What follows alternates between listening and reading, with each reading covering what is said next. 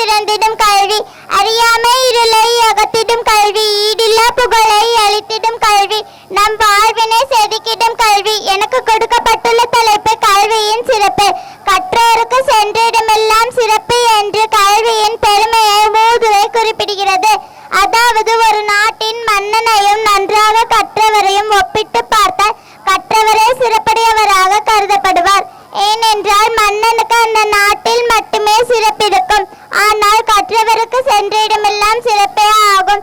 இதுவே கல்வியின் சிறப்பாகும். கல்வியானது மனிதனை சிறந்த ஒழுக்கம் உள்ளவனாக மாற்றுகிறது.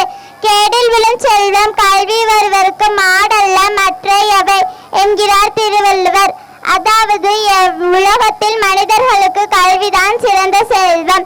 பிச்சை புகழும் கற்றை நன்றே என்று அதிவீர ராம பாண்டியர் கூறுகிறார். அதாவது எவ்வளவு கடினப்பட்டாவது கல்வியை பெற்றுவிட வேண்டும்.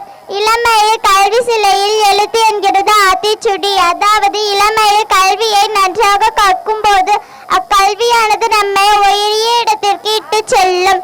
வாழ்க்கை என்ற வீட்டில் கல்வி என்ற விளக்கு ஏற்பட்டால்தான் நமது வாழ்வானது பிரகாசிக்கும். கல்வி என்றது கண் போன்றது. அதை கற்காமல் விட்டால் கண்ணின்றி வாழ்வது போல ஆகும். கல்வி என்பது கடல். அதை கற்றுக் கொடுப்பது தொழில் அல்ல, தவம். நம்பிக்கை கைவிட்டாலும் நீ கற்ற கல்வி என்று முன்னே கைவிடாது.